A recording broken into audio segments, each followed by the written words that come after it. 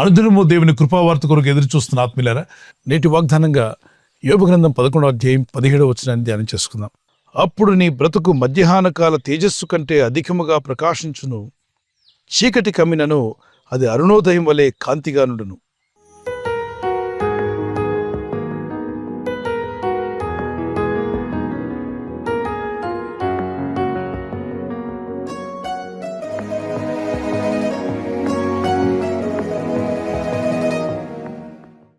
ఒక పోలిక మనకు చూపిస్తున్నాడు. మధ్యాహ్న కాల తేజస్సు కంటే అధికముగా నువ్వు ప్రకాశిస్తావు. మీ బ్రతుకు ప్రకాశించే రోజు రాబోతుంది. మీ జీవితాలు వెలిగింపబడే రోజు రాబోతుంది. మీరు మేలు పొందే రోజు, అభివృద్ధి పొందే రోజు కూడా రాబోతుంది. దేవుని చిత్తానికి లోబడి దేవుని అడుగుజాడలో నడవాలని ఆశించినట్లయితే, ఆయన రాజ్యము నీతిని వెతికేవారుగా మనం ఉన్నట్లయితే, ప్రభు ప్రతి అక్కర తీరుస్తాను వాగ్దానం చేసిన దేవుడే. ఇక్కడ దేవుని మార్గంలో భక్తులు జీవిస్తే కలిగే దీవెనల గురించి యోబు భక్తునితో తన స్నేహితులు మాట్లాడుతున్న మాటలు కూడా మనం గమనించగలం. చూడండి, మధ్యాహ్నం సూర్య వెలుగు చాలా ప్రకాశవంతంగా ఉంటుంది. సాయంకాలం కన్నా ఉదయకాలం కన్నా మధ్యాహ్నపు వెలుగు చాలా ప్రకాశవంతంగా ఉంటుంది. అంతగా మీ బ్రతుకులను దేవుడు దీవిస్తా అంటున్నాడు. ఏదో ఉదయకాలం చీకట్లో కనబడినట్టు కాకుండా, ఏదో సాయంకాలం సూర్యుడు అస్తమించినట్టు కనబడినట్టుగా కాకుండా, మధ్యాహ్నపు వెలుగు ఎంత ప్రకాశవంతంగా ఉంటుందో అలాగే మీరు ప్రకాశించబోతున్నారు.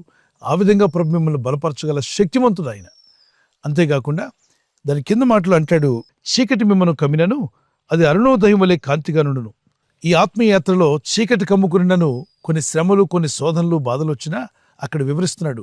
ఒకవేళ చీకటి కమ్ముకున్నప్పటికీ అరుణోదయమున సూర్యప్రకాశం వలె సూర్యుడు ఉదయించిన రీతిగా మీరు ఉదయించబోతున్నారు. చూడండి, రాత్రంతా చీకట్లో గడుపుతారు. తెల్లవారేసరికే సూర్యోదయం ఆ చీకటంతటిని వెళ్ళగొట్టి వెలుగును ప్రకాశిస్తుంది. రాత్రంతా చీకటిగా ఉన్నప్పుడు ఎటు కదలాలన్నా టార్చ్ లైటో దీపమో ఏదో ఒకటి మనకు అవసరం ఉంటుంది. అదే చీకటి తెల్లవారేసరికి ఏమవుతుంది? అరుణోదయమున సూర్యుడు ఉదయించగానే ఆ చీకటంతా కూడా పటాపంచలైపోయి వెలుగు ప్రకాశిస్తుంది. రాత్రి ఎంత ప్రయత్నించినా ఏమీ కనబడినటువంటి మీ కళ్ళకు అన్ని తేట తెల్లగా కనిపిస్తాయి. మీ జీవితాల్లో దీవెనలు, మేలులు, దేవుడు అనుగ్రహించే ఆశీర్వాదాలు పొందుటకు దేవుని వెలుగు మన మీద ప్రకాశించాలి. ఆయన ఈ లోకానికి వెలుగై ఉన్నాడు. ఆయన యందు విశ్వాసం ఉంచి భయభక్తి కలిగిన మన జీవితాలు కూడా ఈ లోకానికి వెలుగుగా ఉంటాయని ప్రభు సెలవిచ్చాడు. యోహాను సువార్త 8:12 ఆయన ఈ లోకానికి వెలుగై ఉన్నాడని, యోహాను సువార్త 9:5 వెలుగుగా ఈ లోకానికి వచ్చాడని, అదేవిధంగా మనం ఎప్పుడైతే ఆయన వెలుగులో నడుస్తామో మనలను కూడా వెలుగుగా చేస్తానని వాగ్దానం చేశాడు. మత్తయి 5:14, 15, 16 మీరు ఈ లోకానికి వెలుగై ఉన్నారు అన్నాడు. ఆయన వెలుగులో ఉన్న ప్రకారం మనము కూడా వెలుగులో నడిచినట్లయితే ఆయనతో అన్యోన్య సహవాసం గలవారమై ఉంటాం.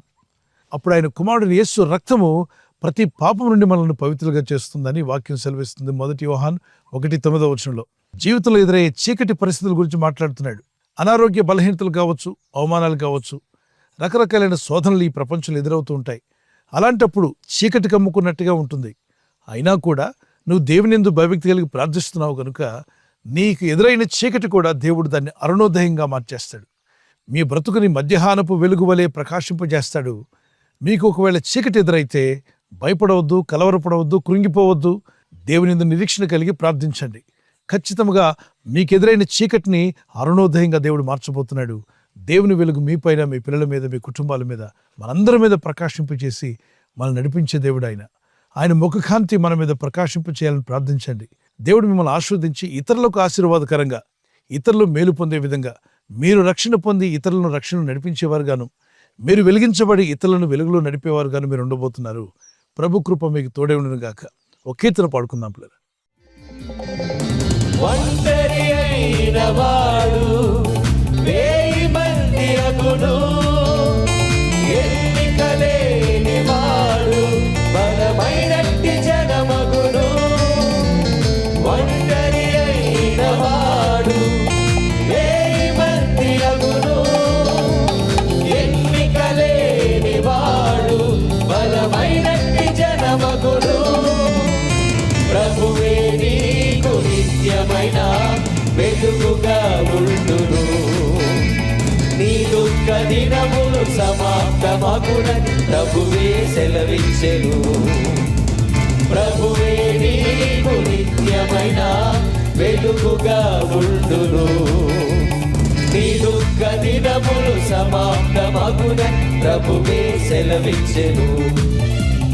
లెమ్ము నీవు తేజరిల్లుము, ప్రభువు కొరకు ప్రకాశించుము. లెమ్ము నీవు తేజరిల్లుము, ప్రభువు కొరకు ప్రకాశించుము. యెహోవా మహిమ నీ మీద ఉదయించెను, తేజరిల్లుము నీకు వెలుగు వచ్చును. యెహోవా మహిమ నీ మీద ఉదయించెను, తేజరిల్లుము నీకు వెలుగు వచ్చును. ఆయన మహిమ నీ మీద కనబడుచున్నది, అది నీ తలకు పైగా ప్రకాశించుచున్నది. ఆయన మహిమ నీ మీద కనబడుచున్నది, అది నీ తలకు పైగా ప్రకాశించుచున్నది. లెమ్ము నీవు తేజరిల్లుము, ప్రభువు కొరకు ప్రకాశించుము. లెమ్ము నీవు తేజరిల్లుము. దేవునియందు భయభక్తి కలిగి దేవుని మార్గంలో జీవించడానికి నిర్ణయించుకున్న మీ జీవితాలు మధ్యాహ్నపు వెలుగు వలె ప్రకాశించే రోజు త్వరలోనే ప్రభు మీ జీవితాల్లోకి తీసుకొచ్చునుగాక. అంతేకాకుండా మీ జీవితాల్లో ఉన్న చీకటి, శ్రమ, శోధన, అవమానాలన్నీ కూడా అరుణోదయం వలె, అంటే ఉదయకాలం సూర్యుడు ఉదయించినప్పుడు ఏ విధంగా చీకటి పటాపంచలైపోతుందో, మిమ్మల్ని ఇబ్బంది పెట్టి కృంగదీస్తున్న ఆ సమస్యలన్నీ పటాపంచలైపోయి మీరు ప్రకాశించే రోజు వచ్చునుగాక.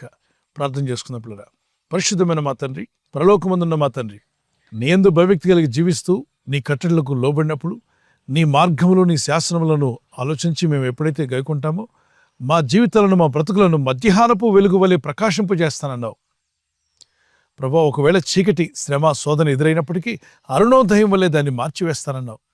అరుణోదయమైన సూర్య వెలుగు రాగానే ఎలా అయితే చీకటి పటాపంచలైపోతుందో, మీ వెలుగు మా మీద ప్రకాశిస్తూ ఉండగా, మీ ముఖకాంతి, మీ సన్నిధి కాంతి మా జీవితాల మీద ప్రకాశిస్తూ ఉండగా, మేము ఎదుర్కొంటున్న శోధన, బాధలన్నింటినీ కూడా జయించే ధైర్యమును, విశ్వాసమును నీ ప్రజలకు దయచేయండి. జ్ఞానమును దయచేయండి. ఈరోజు ప్రార్థించి ప్రయత్నించబోతున్న శంకుస్థాపన అయిన, గృహప్రవేశమైన, ఒక బిజినెస్ ప్రారంభిస్తున్నా, ఉద్యోగ ప్రారంభానికి వెళ్తున్నా, ఒక మంచి కార్యక్రమాన్ని ప్రారంభిస్తుండగా, నేను వారి బిడ్డల వివాహం కొరకు ప్రయత్నాలు చేస్తుండగా, వారు చేస్తున్న ప్రయత్నాలు ఫలించలాగున మీ దూతలకు ఆజ్ఞాపించండి. ఎవరైనా హాస్పిటల్లో ఉన్నా, ఐసీయూలో ఉన్నా ప్రభు, ఎవరైతే సీరియస్ కండిషన్లో ఉండి బాధపడుతున్నారో వారికి యేసు నామములో స్వస్థతను అనుగ్రహించండి. కృంగిపోయిన వారిని లేవనెత్తండి. మీ గాయపడిన హస్తమును చాపి వారికి ఉన్న సకల రోగాల నుండి విడుదల ఇచ్చేయి. వారిని లేపి నడిపించడాన్ని సాక్షులుగా నిలబెట్టుకోండి తండ్రి. ఈ దినం ఎవరైతే ప్రయాణమై వెళ్ళబోతున్నారో, అది రైలు మార్గమైనా, ఆకాశ మార్గమైనా, బస్సుల్లో, వాహనాల్లో ఎక్కడ ప్రయాణం చేస్తున్నా, రోడ్డు మార్గంలో ఏ వాహనంలో వారు ప్రయాణం చేస్తున్నా, నీ ప్రజలకు కాపాడే దూతలను పంపండి. తప్పనిసరిగా జయించగలమైన నిరీక్షణ కలిగి ఆత్మీయతలో ముందుకు సాగే కృపనిచ్చి, బలపరిచి, వర్ధిల్ల చేయమని, నీ బలమైన సాక్షులుగా మమ్మల్ని అందరినీ వాడుకోమని యేసుక్రీస్తు పరిశుద్ధ నామములో అడిగి వేడుకుంటున్నాను నా పరలోకపు తండ్రి. Amen, amen. God bless you. ఈ వాగ్దానాన్ని మీతోనే ఉంచుకోకుండా లైక్ చేయండి, షేర్ చేయండి. అనేకులు ఈ యొక్క ఛానల్ సబ్స్క్రైబ్ చేసుకోమని తెలియపరచండి. సబ్స్క్రైబ్ చేయని వారు కూడా సబ్స్క్రైబ్ చేయండి. ప్రభు కృప మీకు, మీ కుటుంబాలకు సదా తోడే ఉండి నడిపించునుగాక. ఆమెన్. God bless you. క్రీస్తు యేసు యొక్క సమాధానం మీకు తోడే ఉండి నడిపించునుగాక. Amen.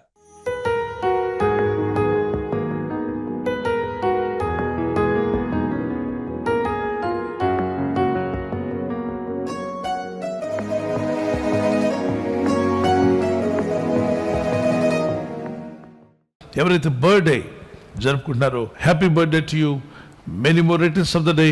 May the Lord continue to bless your life with a long life. ప్రభు మిమ్మల్ని దీవించి, వర్ధిల్ల చేసి, ఆస్వాదించి కాపాడునుగాక. ఆమెన్. మీకు ఇచ్చిన వాగ్దానం 2 Chronicles chapter 20 verse 17. 2 దినవృత్తాంతం 20:17. యెహోవా దయచేయు రక్షణను మీరు చూచెదరు. భయపడకుడి, జడికుడి. Stand firm and see the deliverance the Lord will give you. The Lord is going to give you a great deliverance. You will just stand and see in prayer. ప్రార్థనలో ఉంటూ మీరు వాటిని పొందుకుందురుగాక. May happy birthday to you. Many more returns of the day. May the Lord continue to bless you. Anniversary జరుపుకున్న వారికి happy anniversary. Many more returns of the day. ప్రభు రాకడ ఆలస్యమైతే silver jubilee, golden jubilee, platinum జరుపుకునే కృపా దంపతులని మీకు దేవుడు దయచేయునుగాక. మీరు ఆదర్శ దంపతులుగా ఉండి యేసుక్రీస్తు ప్రభు యొక్క గుణగణాలు లోకానికి ప్రచురపరిచేవారుగా ప్రేమానురాగాలు ప్రభు మీకు దయచేయను గాక. లవ్ అండ్ ఎఫెక్షన్ మీ మధ్యలో అది అధికమవును గాక. ఆమేన్. మీకు ఇచ్చిన వాగ్దానం నెహెమీయా చాప్టర్ 8:10. ఆ నెహెమీయా 8:10 చూద్దాం. యెహోవా యందు ఆనందించడం వల్ల మీరు బలమందుదురు, దుఃఖపడకుడి అని ముందు లైన్లో ఉంటుంది. దుఃఖపడకుడి, యెహోవా యందు ఆనందించడం వలన మీరు బలమందుదురు. ఇక దుఃఖపడింది చాలు, ప్రభులో ఆనందించండి, స్తుతించండి, ప్రార్థించండి, భారం ఆయన మీద మోపండి, కన్నీళ్లతో ప్రార్థిద్దాం. ప్రార్థన అయిన తర్వాత ఇక ఆనందిద్దాం. ప్రభు జవాబిస్తాడని. Joy of the Lord is your strength. Joy of the Lord is your strength. Amen. God bless you. ఈ ఛానల్ మీరు సబ్స్క్రైబ్ చేసుకోవడం వలన 2 పనులు జరుగుతున్నాయి. ఒకటి, సువార్త జరుగుతున్నది, ఆత్మలు రక్షించబడుతున్నాయి. రెండవది, పేదలకు, అనాథలకు ఈ ఛానల్ ద్వారా సహకారం అందించడం జరుగుతుంది. మనం సబ్స్క్రైబ్ చేసుకోవడం వలన అందరికీ సహాయం చేసిన వారమవుతున్నాం. ఖచ్చితంగా ఈ యూట్యూబ్ ఛానల్ ను సబ్స్క్రైబ్ చేసుకొని బెల్ బటన్ ను క్లిక్ చేయండి. మీకు వెంటనే మెసేజెస్ పంపబడతాయి.